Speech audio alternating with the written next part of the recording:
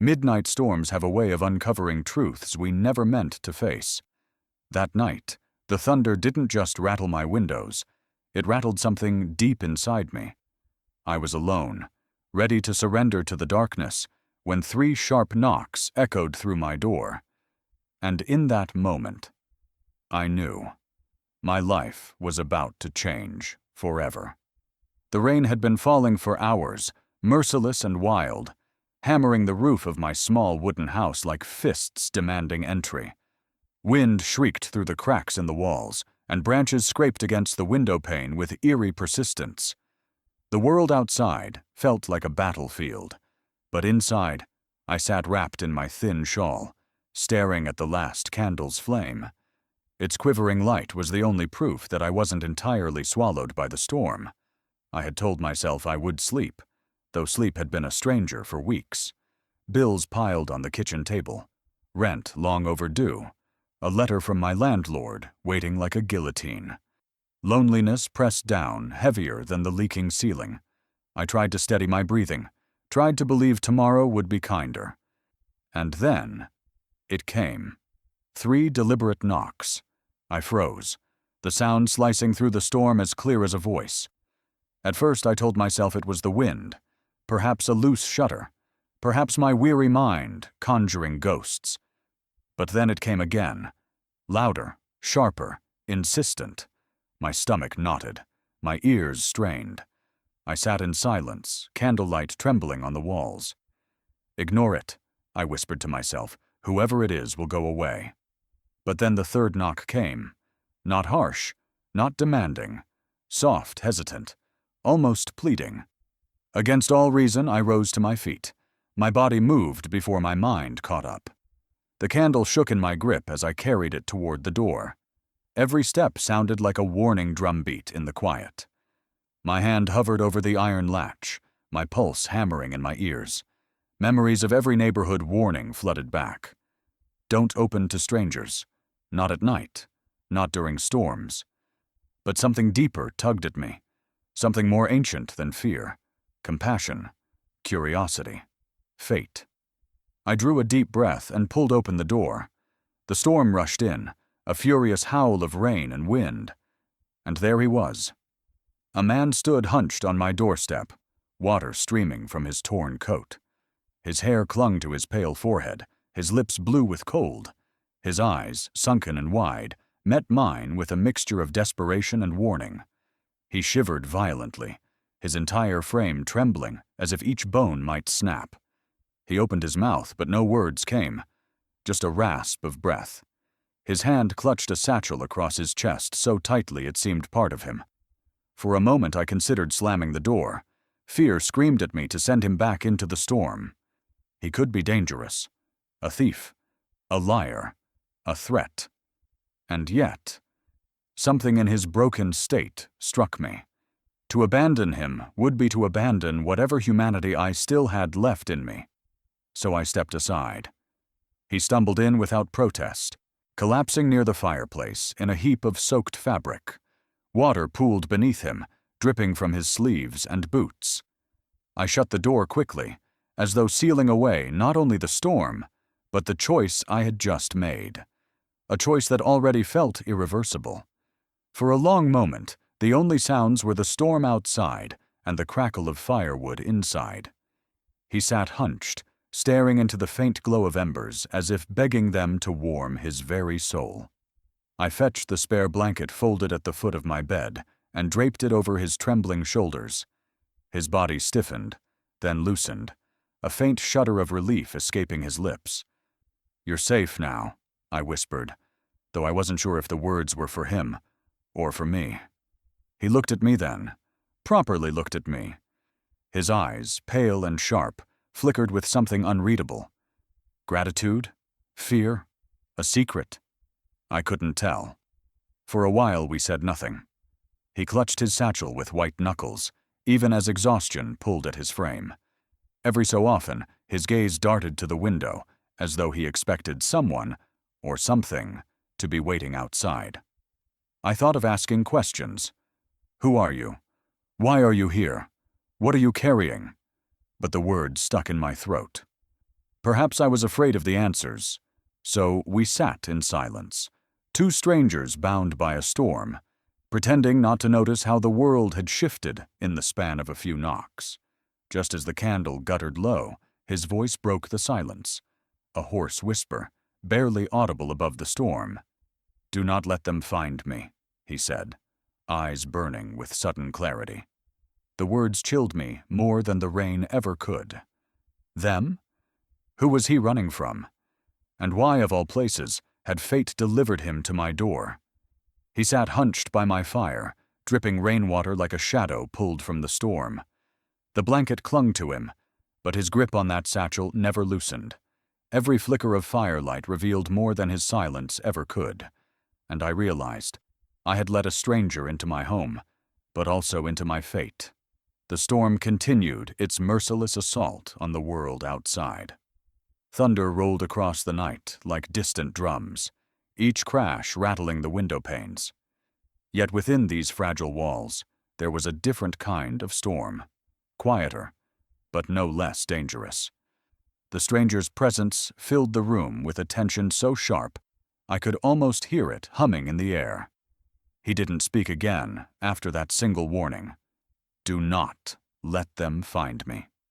Those words haunted me, circling through my mind like ravens. Who were they? What had he done to inspire such fear? I sat on the edge of my chair, watching him as he dried by the fire. His face looked carved from exhaustion, skin pale as parchment, cheekbones too sharp. His eyes were what unsettled me most. They weren't wild, like a fugitive's, nor vacant, like a beggar's. They were alert, calculating, watching me just as much as I watched him. When the kettle finally hissed on the stove, rose to pour hot water into 2 chipped mugs. Steam rose between us as I offered one to him. He accepted it with shaking hands, yet he still didn't let go of that satchel. His fingers remained wrapped around the strap, knuckles stark against the leather. "You'll fall sick if you keep sitting in wet clothes," I murmured, more to break the silence than to advise. His lips parted, but instead of thanks, a single question escaped. "Why did you open the door?" The bluntness caught me off guard. I stared at him, unsure how to answer. Perhaps it was compassion, perhaps loneliness, or perhaps it was something deeper, an instinct I couldn't name, pulling me toward him despite the danger. Finally, I whispered, "Because I couldn't leave you out there." He studied me for a long time, his expression unreadable, before nodding slightly. Most would have. For a moment, his gaze softened, but just as quickly, it hardened again, darting toward the window as a gust of wind slammed against the glass. He muttered something under his breath, too low for me to catch. The minutes dragged on, stretched thin by silence. I found myself stealing glances at his satchel. The leather looked worn, its edges frayed from long use. Something inside shifted when he adjusted it, producing a muted clink, not coins, not food, something heavier. My imagination raced. Documents, weapons, jewels. Whatever it was, he guarded it with his life. At last, I asked the question I had been dreading. "What's in the bag?" His eyes snapped to mine, sharp as broken glass. For a heartbeat, I thought he might lash out, but instead he said in a voice low and steady, "The reason they'll come for me." A chill ran down my spine. I swallowed hard, resisting the urge to press further. His words were a locked door, and I wasn't sure I wanted to know what lay behind it. The fire crackled, shadows shifting across the walls. He pulled the blanket tighter and leaned back, exhaustion finally overtaking his rigid frame. His eyelids drooped, his grip loosening slightly, but never releasing the satchel. I should have felt safer with him drifting into sleep. But instead, unease grew heavier. Each creak of the house, each whistle of the wind felt magnified, like the world itself was holding its breath. Then it came. A sound outside, different from the storm. Not thunder, not wind. A crunch. The unmistakable snap of a boot on wet gravel. I froze, my mug slipping from my hands and shattering against the floor. The stranger's eyes flew open instantly, In one swift motion, he sat upright, clutching the satchel to his chest. His face had gone pale, all traces of fatigue gone. "They found me," he whispered. The words struck like lightning, searing through the silence. Rain battered the walls. But outside, I swore I heard footsteps closing in. The stranger's grip on his satchel turned desperate, almost frantic. His gaze met mine, fierce and unyielding as he hissed, "Don't open the door again. Not for anyone." And before I could answer, a fourth knock echoed through the storm. The fourth knock wasn't polite. It was a demand. It rattled my fragile door as though the storm itself had taken human form. I glanced at the stranger, his pale face carved with dread. And in that moment, I realized, whatever hunted him had now found me too. The sound reverberated through the house, louder than thunder, sharper than the rain. My breath lodged in my throat as silence followed, heavy and suffocating. The fire crackled weakly, its light flickering against the stranger's tense silhouette. He sat frozen, every muscle taut, clutching the satchel so tightly his knuckles looked bone-white. "Stay still," he whispered. The words were barely audible, but the urgency in his voice sent a chill racing through me. Another knock, harder.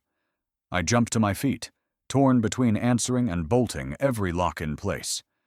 My tiny home suddenly felt like a paper shell, too thin, too fragile to shield us from whatever pressed against that door. The storm outside had become background noise. All I could hear was the steady, deliberate pounding. "Who is it?" I blurted before I could stop myself. My voice cracked, betraying my fear. Silence answered. Then, slowly, a man's voice, low, smooth, unnervingly calm. "Open up. We know he's inside." The stranger stiffened as if struck. His eyes snapped to mine, filled with both fury and desperation. He shook his head violently, silently mouthing, "Don't." My hands trembled as I backed away from the door. The voice outside called again, sharper this time. "We don't want trouble. Just give him to us, and we'll leave you unharmed." Unharmed. The word twisted in my gut. Promises like that were never true. I had heard enough stories to know how such bargains ended. The stranger rose suddenly, placing himself between me and the door. His shoulders, frail a moment ago, seemed broader now. Every line of his body braced for confrontation. He didn't look like a beggar anymore. He looked like a man cornered, prepared to fight to the last breath. "They won't stop," he said, voice steady now. "Not until they have this." He lifted the satchel slightly, the leather gleaming in the firelight. I swallowed hard. "What's inside?"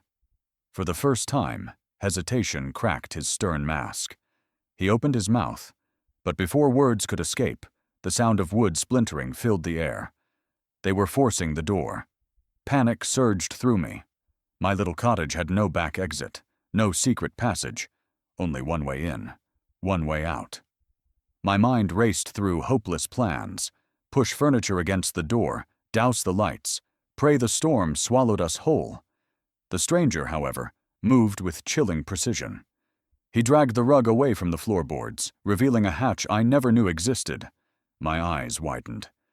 "You... how?" "No time," he snapped. He tugged the hatch open, revealing a narrow crawl space that descended into darkness. The smell of damp earth wafted up. "Get in." Now my heart pounded. "You knew about this." "In my house." His gaze locked on mine, fierce. "Do you want to live?" The pounding on the door grew violent, wood cracking under the assault. Without another word, I crouched and slipped into the crawl space, my hands brushing against cold soil. The stranger followed, pulling the hatch closed just as the door above gave way with a crash. We crouched in darkness, the air thick with dust. Footsteps thundered into the house, heavy boots, multiple men. I clapped a hand over my mouth to stifle my breathing. The stranger sat opposite me, his satchel pressed tight to his chest, his eyes glinting faintly in the dim light seeping through the cracks. Above us, voices muttered. Furniture overturned. Boots scraped across the floor. One voice, the same smooth tone as before, cut through the chaos. Search everything. He's here every second, dragged like eternity. The storm outside raged on, masking some of the noise, but the thud of boots above us made my skin crawl. The stranger leaned closer, whispering so faintly I could barely hear. "No matter what happens, don't make a sound." I nodded, my lungs burning as I held my breath. Dust tickled my throat, threatening a cough. My entire body trembled, not from cold, but from the terror of discovery. Minutes passed. Then, silence. Too much silence. I strained to listen, but no footsteps echoed above. Just when relief began to creep in, a single sound shattered it. A metallic clang. Something struck the hatch. The hatch rattled violently as if someone had found it. I froze, every nerve in my body screaming. The stranger's hand shot out, covering mine, his eyes blazing with warning. Above us, a voice chuckled softly, far too close. And then it said the words that turned my blood to ice. "Found you." The hatch shook once, twice, then fell eerily still. I pressed my palms into the damp earth, terrified to breathe. Above us, boots scraped against my floorboards like predators circling prey. And in that suffocating silence, the stranger leaned toward me and whispered his first secret. The candle upstairs must have blown out in the commotion, because the world around us sank into near total darkness. Only thin lines of moonlight slipped through the cracks in the hatch, cutting pale streaks across the stranger's tense face. His eyes, sharp and restless, flicked toward every sound above us.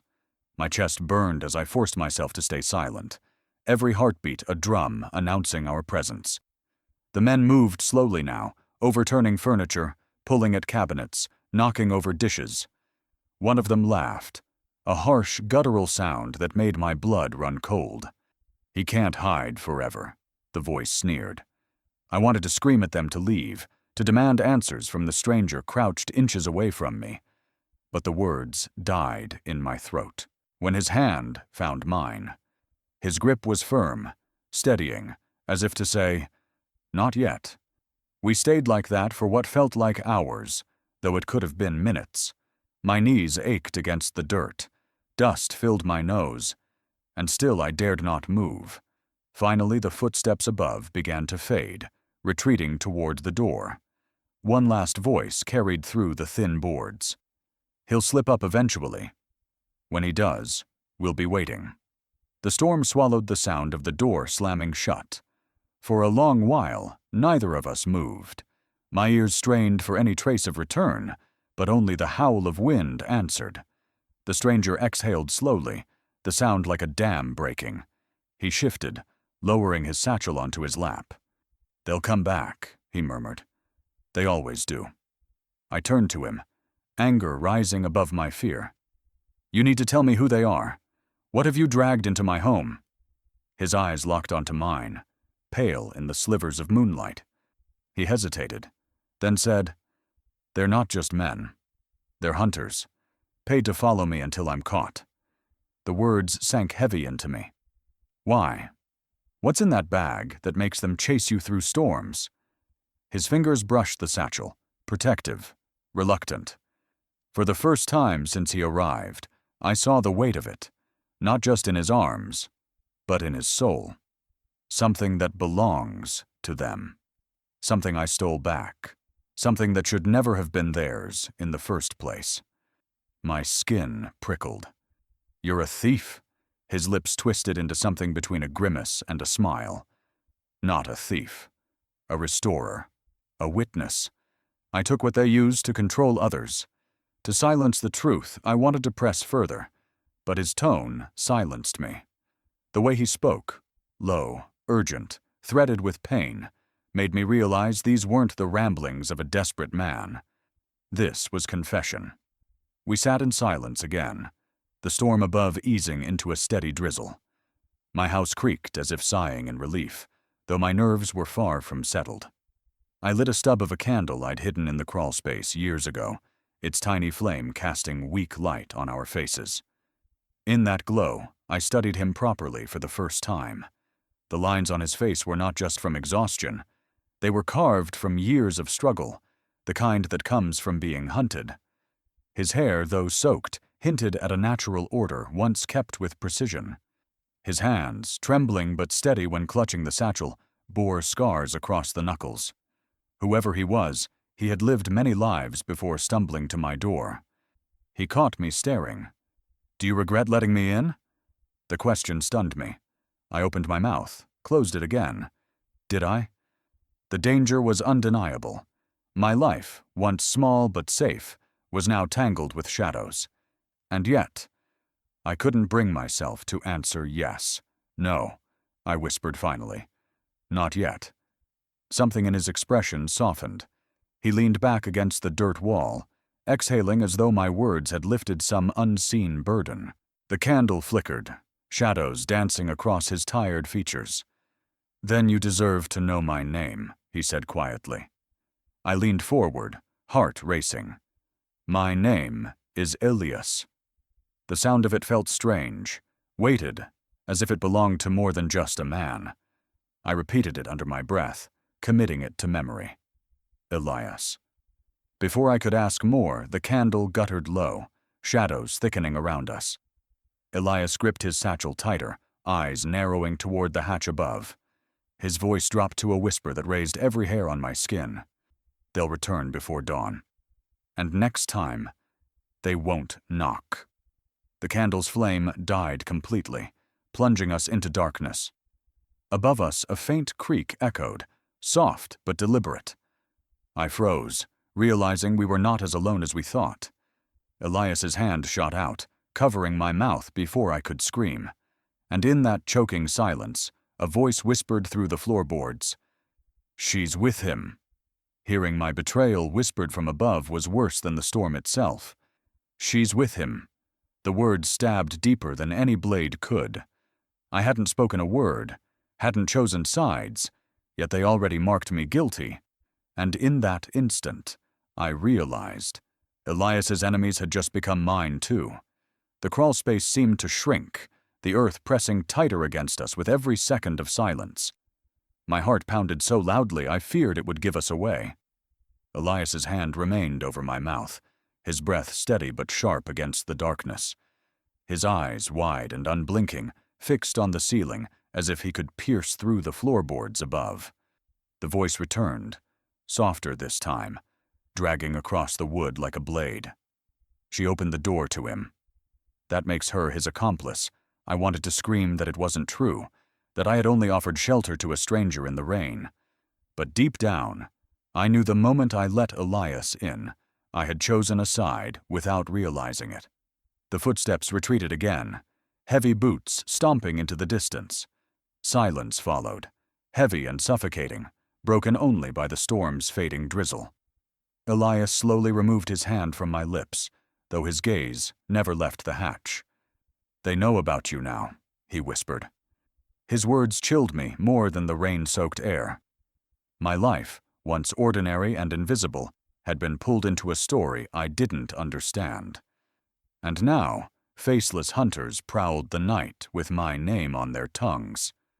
I swallowed hard. Why would they say that? Why drag me into this?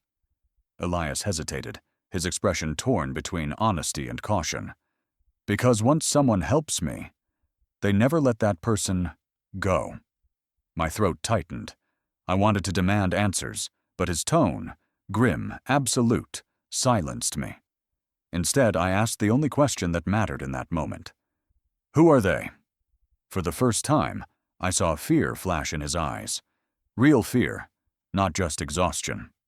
He shifted closer, lowering his voice until it was barely audible. "A brotherhood. Not by blood, but by oath. They serve wealth and power hidden from the world. They are sent to erase anyone who threatens it." I felt the walls tilt around me. A secret brotherhood, hunters sworn to silence him. And now me. My candle had long since died, but I felt as though a darker shadow had settled over my life, one no light could banish. Elias rubbed his scarred hands over his face, then spoke again, softer this time. "I stole something from them. Something they need to maintain control. That's why they hunt me. The satchel shifted as he adjusted his grip. My eyes lingered on it, curiosity burning hotter than fear. "What is it?" I whispered. He looked at me then, truly looked, as though measuring the weight of his answer against my soul. His lips parted, but his voice trembled when he spoke. "Names." The word seemed simple, yet the way he said it made my skin crawl. "Names?" "Yes." He nodded, pale and weary. "A ledger of every man and woman who ever took their oath. Judges, bankers, officers, people who shape the city without anyone knowing it. With those names, their power collapses. That's why they will kill for it." The world tilted beneath me. I thought of the whispered betrayals above, of boots stomping through my little home, of shadows clawing at the edges of my life. Elias wasn't just running for himself, he was running with something that could topple empires. And now I was entangled in it. My hands shook as I pressed them to my knees. "Why tell me this?"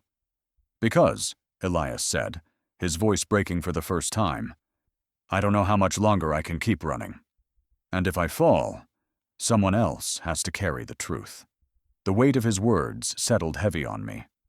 I had no training, no strength, no ties to secret brotherhoods or hidden ledgers. I was a woman who served coffee, who counted coins late at night, who once thought survival meant paying rent on time. And yet, here in the shadows, Elias looked at me as if I were the only lifeline left.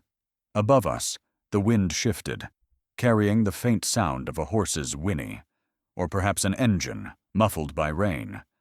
My pulse quickened. Were they still circling? Were they waiting for dawn to strike? Elias closed his eyes, his shoulders sagging under invisible weight. He whispered something then, almost too soft to hear. "I never wanted you caught in this. But fate chose you the moment you opened that door. I wanted to argue, to insist that fate had no right to choose for me. But deep inside, I knew he was right. I had opened the door, and with that single act, I had stepped onto a path from which there was no turning back." Just as silence began to settle again, a new sound reached us, sharp, urgent, unmistakable. The shrill cry of a whistle pierced the night, followed by the bark of dogs. Elias's eyes flew open, his hand tightening on mine with painful force.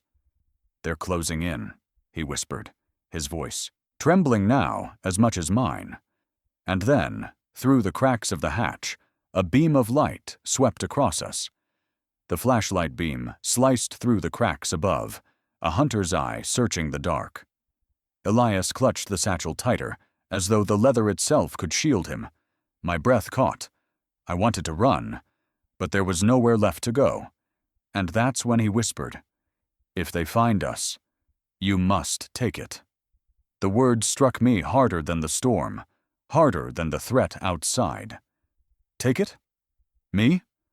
I shook my head violently, but his eyes burned with conviction. "They'll kill me before they let me walk out alive," he said, voice sharp but steady. "But you, they don't know your face yet. If it comes to it, you must run with this."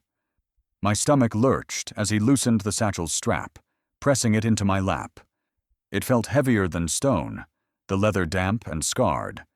But what chilled me most was the way Elias's hands trembled as he let it go. For the first time, I saw fear not for himself, but for the secret it carried. The whistle shrieked again outside, closer now. Boots pounded against wet gravel, the snarls of dogs cutting through the night. My entire body shook with dread. Yet even in the chaos, I pulled the satchel closer, as though fate had already decided I would bear its weight. "Open it," Elias whispered. I froze. "Now? Are you insane?" "They'll find us soon," he said urgently, leaning close. His breath was ragged, his eyes burning with desperate light. "You must know what you're carrying. Otherwise you'll throw it away when the moment comes." With trembling fingers, I pulled the clasp open. The satchel creaked, its old leather groaning in protest, as though it didn't want its secret revealed. Inside lay a thick bundle, wrapped in oilcloth, stained and frayed from years of travel. I hesitated, then peeled it open. My breath hitched. Dozens of folded sheets, bound together by twine, fell into my hands. The paper was brittle, yellowed at the edges, but the ink, though smudged by rain, remained sharp. Row after row of names, each written in meticulous handwriting, stretched across the pages. At first they looked ordinary: Smith Hassan, O'Leary, Patel. But beside each name were notes in a second hand: ranks, titles, fortunes, debts. Judges, politicians, military officers, bankers, men and women whose power reached every corner of the city. I looked up at Elias, my voice trembling. This is their strength, isn't it? He nodded slowly. Their chain of loyalty. Their leash on the world. Every person who swore to their brotherhood is recorded here. With this, their empire can be exposed. A chill swept over me. My fingers trembled as I flipped through the pages. Some names I recognized from newspapers, others from whispered rumors in the cafe where I worked. But many were unknown, ordinary on the surface, extraordinary in their reach. Suddenly, I understood why Ilyassim looked more like a hunted animal than a man. He wasn't running from justice, he was running with the truth, but truth was a double-edged blade. And now it sat in my lap. A sharp bark echoed above, followed by splintering wood. My blood ran cold. They were breaking into my house again. Elias snatched the satchel back, shoving the ledger deep inside before clutching it to his chest. "We can't stay here," he hissed. "The crawl space won't hold." Before I could respond, the hatch groaned as something heavy slammed against it. Dust rained down onto our heads, the boards trembling under the assault. Elias grabbed my hand, his grip iron strong despite his exhaustion. "If it breaks, we run. Straight into the woods. Don't stop. Don't look back." I swallowed hard, my throat raw from fear. My life, once measured in bills and coffee shifts, was now measured in heartbeats, each one a countdown to discovery. The hatch shuddered again, a boot striking it from above. The air grew suffocating, thick with the weight of doom. Elias pressed the satchel into my arms once more. "Remember, if I fall, don't let them take it. Promise me." My eyes blurred with tears, but I nodded. "I promise." The hatch cracked, a splinter of wood falling between us. Moonlight poured through the gap, followed by a shadow that blocked it out. A hand reached down, fingers clawing for the latch. Elias shoved me deeper into the corner, his body shielding mine. His eyes flashed with fury, defiance carved into every line of his face. For the first time, I realized he wasn't just running to survive. He was running to deliver this ledger into the right hands, even if it cost him everything. The satchel throbbed against my chest like a second heartbeat. I clutched it tighter, my whispered promise echoing in my mind. The hatch burst open with a deafening crack, wood splintering into the dark. A flood of light and shadows crashed into the crawlspace. Boots and hands clawed their way down, voices shouting over the storm. Elias shoved me back, his last words a ragged roar. "Run!" And in that moment, I realized, keeping my promise might mean losing him forever. The hatch exploded open, and the night swallowed us whole. Rain lashed against my face as Elias dragged me into the storm. Behind us, voices roared, dogs barked, and boots thundered across the mud. And I knew. This was no escape. This was a hunt. The wind howled like a living beast, tearing at my clothes, soaking me to the bone. The satchel weighed heavy against my chest, every step a battle to keep from stumbling. Elias ran ahead, his grip iron strong on my wrist, pulling me through the torrent as though sheer will alone could keep us moving. Behind us, the Brotherhood descended like wolves unleashed. Their shouts pierced the storm, sharp and merciless. The dogs were worse, their guttural barks growing louder, closer, snapping at the heels of our flight. We tore through the yard, past the broken remnants of my garden, past the crooked fence that had once marked the edge of my quiet life.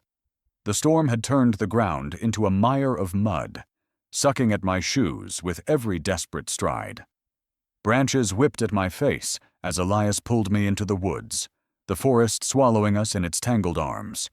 The trees closed around us, their skeletal limbs bending under the weight of rain. Darkness reigned here, broken only by lightning that split the sky into shards of white. Each flash revealed shadows in pursuit, figures cutting through the undergrowth, eyes gleaming with ruthless intent. "Faster," Elias urged, his breath ragged but determined. My lungs burned, my legs screamed, yet I forced myself to match his pace. The satchel slammed against my ribs with every step, a constant reminder of the promise I had made. A howl cut through the night. A dog closer now. My blood ran cold. I glanced back, and through the blur of rain, I saw them. Two massive beasts charging through the undergrowth, their handlers not far behind. Their teeth flashed white as lightning illuminated their snarling faces. Elias yanked me down just as one lunged. Its jaws snapped shut inches from my shoulder, teeth clashing with a sound that made my stomach twist. Mud splattered as we scrambled back to our feet. "Go!" he shouted, shoving me forward. We plunged deeper into the forest, the storm chasing us with relentless fury. My heart hammered in my chest, fear pounding in rhythm with the thunder overhead. Every root threatened to trip me. Every shadow threatened to reveal another hunter. At last, we reached a stream swollen by the rain. The water surged, frothing and violent, but Elias didn't hesitate. He pulled me into it, the icy current slamming against my legs with brutal force. I gasped, nearly swept away, but he held me steady, pushing me upstream. "They'll lose our scent in the water," he shouted over the roar. I clung to the satchel with one arm and to him with the other, stumbling as the current fought to drag me under. The water rose to my waist, then my chest, each step a war against drowning. Still, Elias pressed on, his face grim with determination. The shouts behind us grew fainter, lost in the storm's roar. For a fleeting moment, hope flickered. Maybe we had shaken them. Maybe the storm would cover our trail. But hope died the moment a lantern's glow cut through the rain ahead.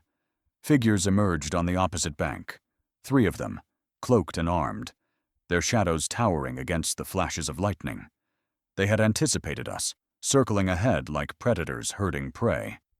Elias froze, his chest heaving, his eyes darting between the river and the hunters.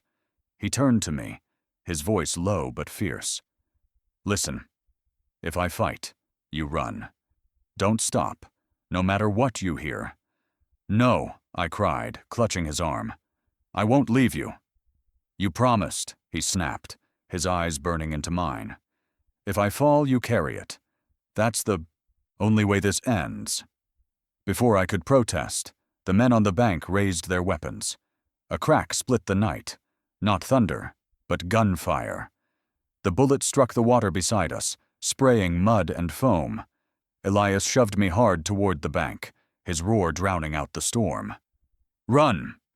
I stumbled onto the muddy shore, clutching the satchel as another shot rang out. Elias turned, charging at the hunters with a ferocity that defied his weary frame. Lightning lit the scene, his silhouette colliding with theirs, the clash of shadows etched against the storm. I froze, torn between running and turning back. My promise screamed at me to flee, but my heart ached to fight beside him. Another shot rang out, louder, closer. Elias staggered, his body outlined in lightning as he fell to one knee. The satchel pulsed against my chest like a living heart. The hunters closed in, their shadows stretching toward me, and I realized I had only seconds to decide whether to run or to die with him. Elias fell to his knees, rain washing blood across the mud. The hunters advanced, their shadows stretching long in the stormlight. I clutched the satchel to my chest, my promise burning like fire in my veins. And I knew keeping my word might mean leaving him behind. The world around me blurred. Thunder, gunfire, the roar of the swollen stream. But all I could see was Elias struggling to rise. His hands clawed at the mud, his breath ragged, yet his eyes never left mine. Even in pain, even on the edge of collapse, he willed me forward with nothing more than a look. "Run!" he gasped, voice tearing through the storm. But my legs refused to obey. Every instinct screamed to stay, to fight, to drag him back with me. I took a stumbling step toward him, heart hammering, when another shot split the night. The bullet tore into the tree beside me, showering me with splinters. The hunters closed in. Cloaked figures, faceless in the storm, their boots splashing through the mud as they tightened the noose. One barked an order I couldn't understand, his voice cold, mechanical. Another raised his weapon, aiming squarely at Elias's chest. "No!" I screamed, hurling myself forward. But Elias moved faster than I expected. With a roar of defiance, he surged upward, slamming his shoulder into the armed man. The gun went off, the flash blinding, but the bullet flew wide. Elias wrenched the weapon free, swinging it like a club, driving the man into the mud. "Go!" he shouted again, his voice raw. Tears blurred my vision as I stumbled backward, clutching the satchel. My promise was a chain dragging me away, forcing me to run even as my heart shattered. I turned and fled into the trees, my sobs drowned by the storm. Branches tore at my arms, roots clawed at my feet, but I kept moving, kept running, the satchel slamming against my ribs. Behind me, the sounds of struggle echoed, shouts, snarls, gunfire, Elias's roar. Each sound carved into me like a blade, each step, forward, a betrayal. At last, the forest thinned, opening into a clearing where the rain fell in heavy sheets. My chest heaved, my body trembling with exhaustion.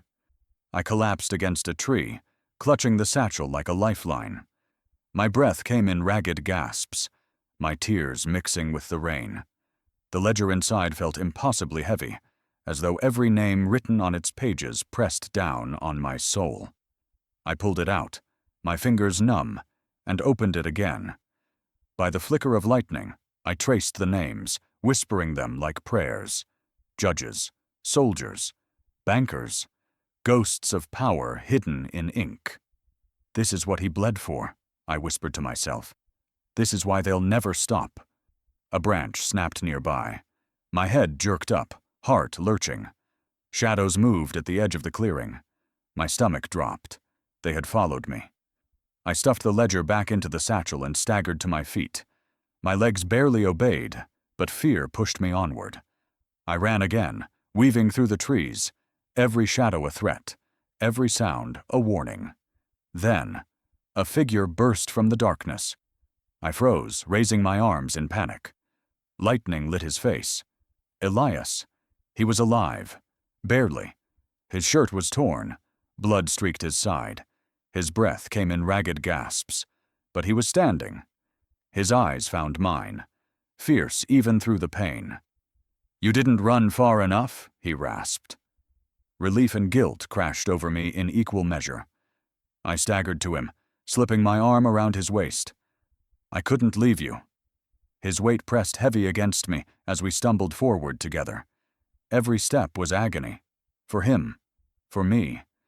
But still we moved, deeper into the forest, away from the voices that hunted us. Finally, we collapsed beneath the twisted roots of an ancient oak, its massive trunk shielding us from the storm. Elias slumped against the bark, his face pale, his breathing shallow. I pressed trembling hands against his wound, desperate to stop the bleeding. He caught my wrist, his grip weak but insistent. "The ledger," he whispered. "Promise me again. You'll keep it safe." Tears blurred my eyes. "Don't talk like that. You'll live." His lips curved into the faintest shadow of a smile. "Maybe. Maybe not. But you carry hope now. More than you know."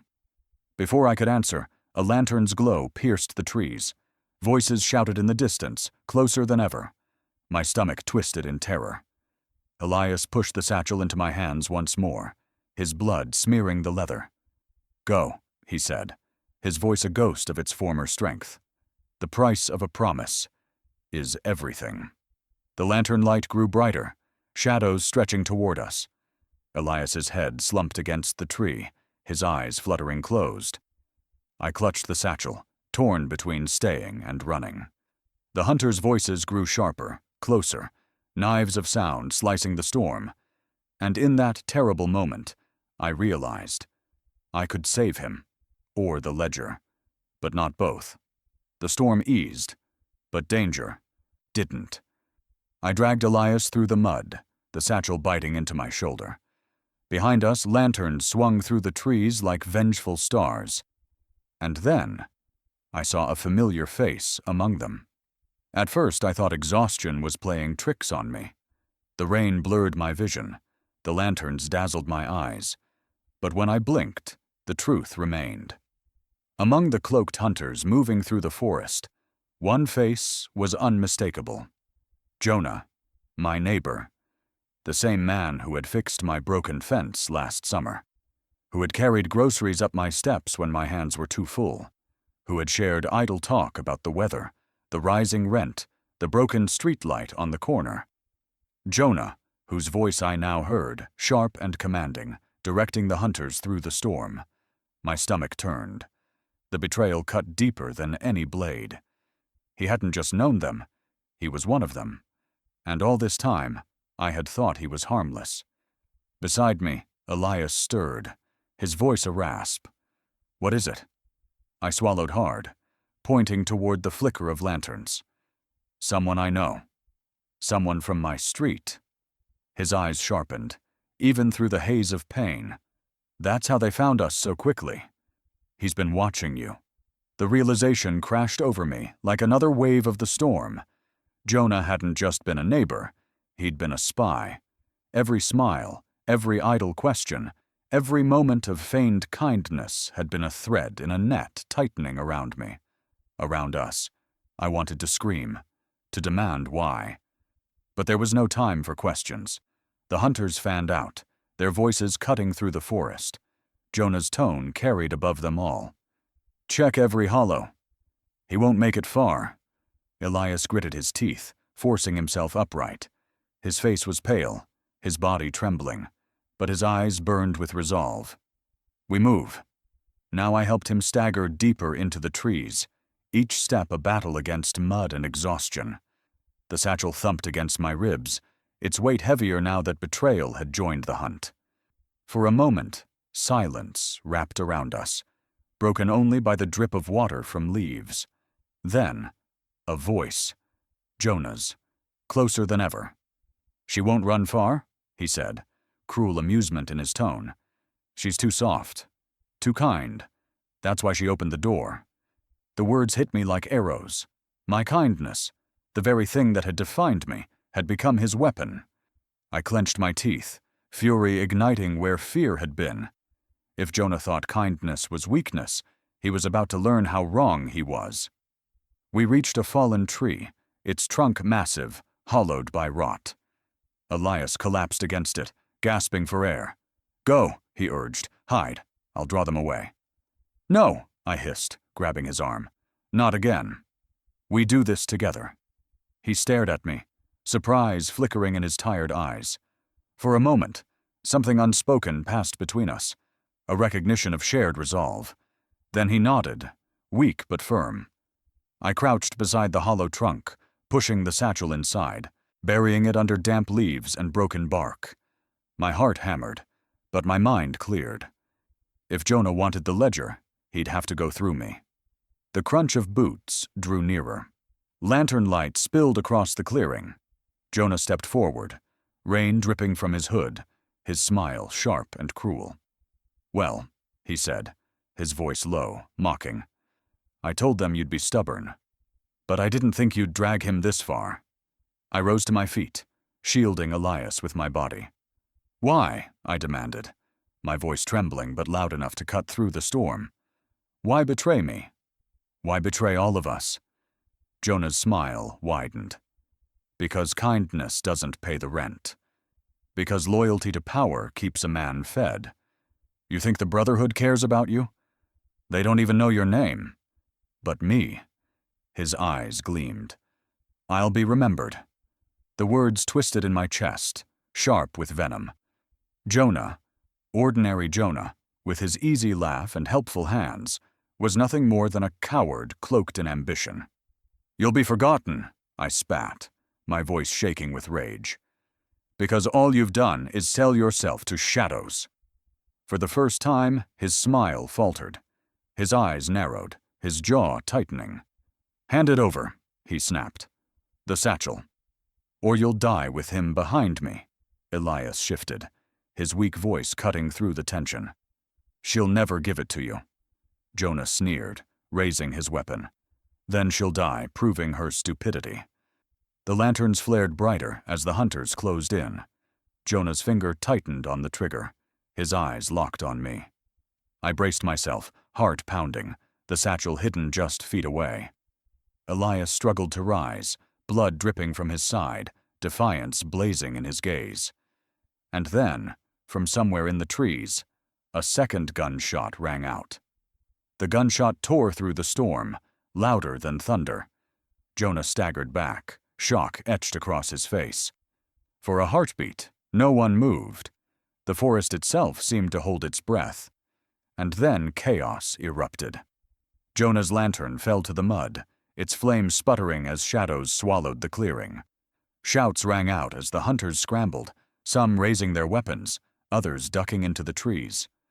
Elias pulled me down just as another shot cracked through the night, splintering the trunk above our heads. Stay low, he hissed, his grip iron despite his weakness. My heart thundered. Who had fired? Another hunter? Or someone else entirely? Through the blur of rain, I saw movement at the edge of the clearing. A figure cloaked in darkness, rifle raised, eyes glinting in the brief flash of lightning. The hunter nearest him fell with a cry, clutching his shoulder. Jonah roared, his fury louder than the storm. Find them. Find the shooter. The forest exploded with gunfire. Lanterns swung wildly as hunters scattered, their beams slicing through rain and smoke. The storm magnified every sound until it was impossible to tell where danger came from. Elias pulled me toward the fallen tree. Now's our chance. We move, I grabbed the satchel from its hiding place, the leather slick with rain. Slinging it across my shoulder, I helped Elias stagger to his feet. His breath came in ragged bursts, but determination burned in his eyes. We slipped into the chaos, moving with the shadows. Lantern light flared on one side, gunfire cracked on the other. But the storm cloaked our escape. I stumbled over roots, mud sucking at my boots, the satchel dragging at my shoulder like an anchor. Behind us, Jonah's voice cut through the din. Don't let them escape. The ledger must not leave these woods. Every word fueled my steps, fury driving me where fear might have broken me. We pushed deeper into the forest until the glow of lanterns faded, replaced only by the flicker of lightning. Elias collapsed against a tree, his face ghostly pale. I knelt beside him, panic rising at the sight of blood soaking his side. You're bleeding too much, I whispered, pressing my hand against the wound. He caught my wrist, his grip weak but insistent. Listen. The shooter, whoever it is, they're not with the Brotherhood. We need them. They bought us time, but who? Before I could finish, branches snapped nearby. I spun, heart hammering, as the figure stepped into view. The same shadow from the clearing. Cloak soaked, rifle slung across their back. Movement steady despite the storm. Lightning lit their face for the first time. A woman, older than me, her eyes sharp as steel. You're making too much noise, she said flatly. Elias's eyes widened. Mara. The name dropped like a stone in my chest. He knew her. She strode closer, kneeling to inspect Elias's wound with practiced hands. Still alive, I see. You always did have a stubborn streak. I stared at them, confusion and suspicion warring in my mind. Who are you? I demanded. Her gaze flicked to me, unimpressed. The reason you're still breathing. Elias gritted his teeth as she pressed a cloth against his side. She's with me, Mara. She knows everything now. Everything. Mara's eyes narrowed. Then she's already marked. My stomach turned. Marked. The word felt like a curse. Mara tightened the bandage with quick efficiency, ignoring Elias's hiss of pain. You can't keep running like this. The Brotherhood won't stop. They've already spread word. By dawn, half the city will be hunting you. Elias's jaw tightened. That's why we have to move now. The ledger must be delivered. Her gaze slid to me, cold and assessing. You trust her to carry it? Elias didn't hesitate. With my life. The weight of his words pressed on me heavier than the satchel. Mara studied me for a long moment, then nodded curtly. Fine. But trust won't keep us alive. Fire will. Before I could ask what she meant, she pulled a small flask from her cloak and hurled it at the fallen. Lantern. Flames burst across the clearing, crackling as they devoured the wet underbrush. Smoke billowed, the storm hissing against the fire's fury. The blaze will slow them down, Mara said, her eyes glinting in the firelight. But it won't stop them. We move. The fire spread fast, licking at the trees, casting monstrous shadows against the storm. Heat and smoke wrapped around us as we stumbled forward, guided by Mara's sure steps. Behind us, voices shouted in alarm as the hunters were forced to retreat from the blaze. But even as the fire drove them back, Jonah's voice rose above the chaos, fierce and vengeful. Burn the forest if you must, but bring me the ledger. The flames roared higher, devouring the night. Mara pushed us onward, her face grim, her pace relentless. Elias staggered between us, his strength fading with every step. The satchel throbbed against my side, its secret heavier than ever. And ahead, through the smoke, I saw the outline of a stone tower rising from the forest, a place fate had been dragging us all along. The tower loomed like a sentinel carved from the storm. Its shattered windows glowed faintly with firelight, shadows dancing within. Every instinct told me to turn back, to flee into the burning forest. But fate had dragged us here, and fate was not done with us yet. We reached the base of the tower just as the fire's smoke began to choke the night. Mara led the way, rifle slung over her shoulder, eyes scanning every shadow. Elias leaned heavily on me, his breath shallow, his skin clammy with blood loss. I pushed open the warped wooden door, its hinges shrieking in protest, and we stumbled into a spiral of stone steps winding upward into darkness. The air inside was damp and cold, heavy with the scent of moss and ash. Water dripped from the ceiling in steady rhythms, echoing off the stone walls. I tightened my grip on Elias, my other hand clutching the satchel that had become both lifeline and curse. Mara lit a small lantern, its glow revealing old carvings etched into the stone, symbols like those in the ledger. My chest tightened. This tower wasn't just shelter, it was part of their secret. Halfway up the stairs, Elias faltered, his knees buckling. Mara caught him before he hit the ground, her expression unreadable. He won't last much longer, she said flatly. I bristled. Then we don't waste time. She gave me a sharp look, as if weighing my resolve. Then she nodded once and helped me haul him the rest of the way. At the top, the stairwell opened into a vast chamber, its walls lined with bookshelves sagging under the weight of dusty tomes. In the center stood a long wooden table, maps and relics scattered across it like the remains of a forgotten war. And at the far end, illuminated by a flickering brazier, stood Jonah. My blood ran cold. He was waiting for us. The hunters flanked him, their faces hard, weapons gleaming in the firelight. Jonah's lips curved into a smile that chilled me to my core. You led us right where we wanted you, he said, his voice echoing through the chamber. The fire, the chase, it was all part of the plan. Mara froze beside me. Her eyes flicked toward Jonah, then back to Elias. I felt her stiffen, and in that instant, I knew. She had led us here. Rage surged through me, hot and choking. You betrayed us, I whispered, my voice shaking. Mara didn't flinch. I did what had to be done. Jonah stepped closer, his eyes glinting.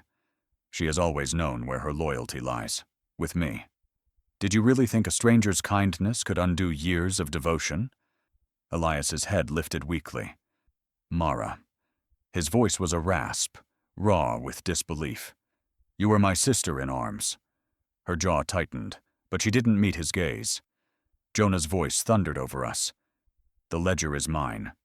Hand it over, and perhaps I'll let you crawl out of here alive. My grip on the satchel tightened until my knuckles ached. Every nerve in me screamed to surrender, to save Elias, to escape with my life. But the memory of starving children, the faces in Blackwood, the matriarch's warning, all of it surged through me like fire. No, I said, my voice steady despite the storm in my chest. This ledger doesn't belong to you. It belongs to the people you've trampled and forgotten. Jonah's smile faltered, replaced by a snarl. Then you die with it. The hunters raised their weapons, and then Mara moved. In a single motion, she swung her rifle up, not at me, not at Elias, but at Jonah. Her shot cracked through the chamber, echoing like thunder. Jonah staggered back, blood blooming across his coat. The hunters froze in stunned silence. Mara's eyes met mine, blazing with fury and sorrow. I couldn't let him win, she said, voice breaking. Not again. Chaos erupted. Some hunters lunged for their weapons, others faltered in shock. I ducked behind the table, dragging Elias with me, while Mara fired again, her shots sharp and relentless. Jonah's roar filled the chamber as he struggled to stay upright, hatred burning in his eyes even as his strength bled away.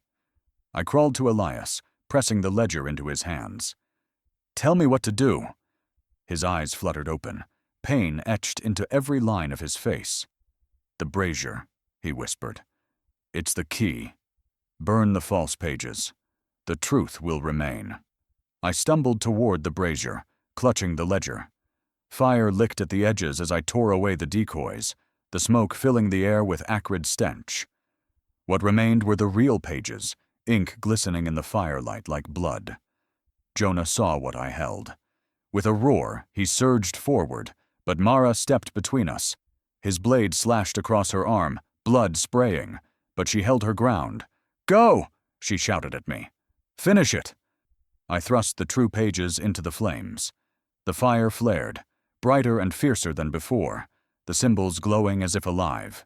The tower trembled, a deep rumble shaking the stone walls. Jonah screamed, his rage echoing as the hunters broke and fled. Mara staggered, clutching her wound, but her eyes never left mine. Elias's voice, faint but fierce, carried across the chamber. The truth is free now. The ledger belongs to no one man. It belongs to all. The brazier roared, casting the chamber in searing light. Jonah fell to his knees, his face twisted with fury and fear. Mara collapsed beside him, her blood staining the stone. Elias's breath came shallow and uneven, his strength nearly gone. And as the flames consumed the last of the falsehoods, the tower itself began to shake, as though centuries of secrets were finally breaking free. The tower burned like a pyre against the stormy sky. Flames licked the heavens, turning ash into falling stars. Each crack of stone felt like a heartbeat ending, a story collapsing. And in that fire, I knew everything I had become would be tested one last time. The chamber shook violently as stones cracked and beams toppled.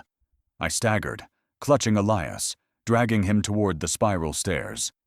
Behind me, Mara crawled, her arm bleeding, her face pale but determined. Jonah's screams still echoed somewhere in the fire, but I didn't dare look back. Whether he lived or died in those flames, his empire had already crumbled. The stairs groaned under our weight. Smoke choked the air, filling my lungs with fire. I pressed forward, each step a battle, my mind repeating only one word: survive. Survive, because the truth in that ledger was now ours. Survive, because the people waiting in Blackwood needed us. Survive, Because this storm wasn't meant to end me. It was meant to forge me. At last, we burst out into the open night. Rain doused our clothes, steam rising as fire met water. The tower behind us roared like a dying beast, flames tearing through its ancient spine. Villagers gathered at the tree line, their faces lit by firelight, their eyes wide with fear and hope. They parted as we stumbled into the clearing, Elias collapsing into their arms. I sank to my knees, gasping, watching the tower crumble into itself. Ash drifted down, like snow, settling on my hair, my shoulders. Mara knelt beside me, her hand pressed to her wound, her eyes fixed on the burning ruin. "It's over," she whispered. But I shook my head. "No. It's beginning." Because from that tower's collapse came freedom.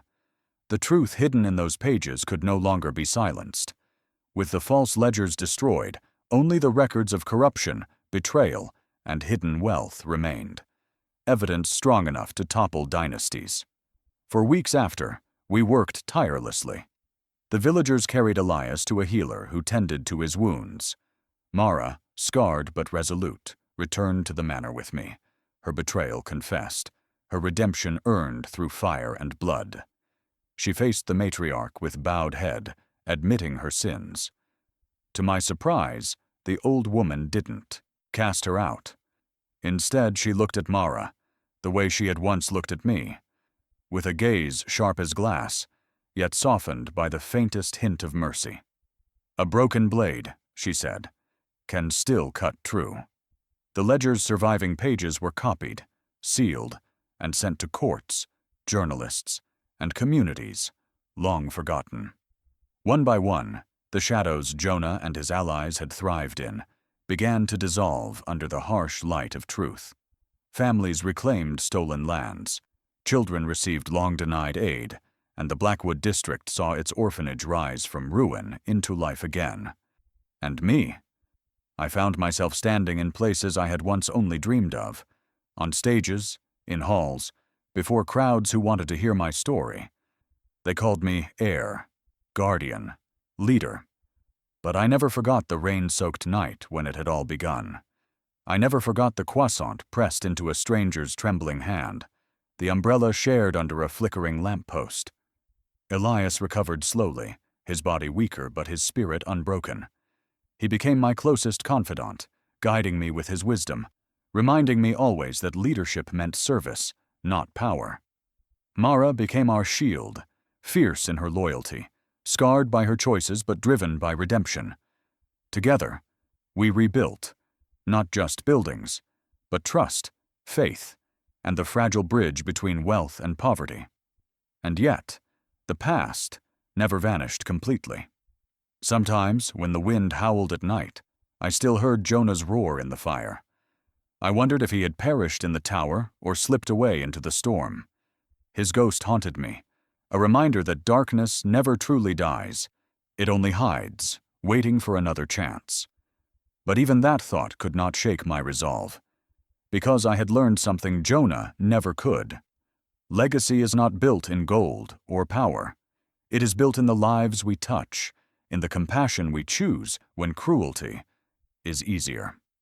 On the anniversary of the tower's fall, I returned alone to the lamppost where it all began. The city hummed around me, the same streets, the same rain, the same restless night. I stood beneath the flickering light, umbrella in hand, and whispered to the memory of a frail old man in a patchwork coat. "Thank you," I said softly, "for trusting me that night, for giving me more than a map, more than a mission. You gave me a chance to become who I was meant to be." The rain answered in gentle applause, falling steady and warm against the pavement. I smiled, my heart heavy yet light all at once. The story wasn't over. Not for me, not for the countless lives still waiting for hope. As I walked away from the lamppost, a figure stepped out of the shadows. A young woman, her coat torn, her hands trembling as she clutched a letter.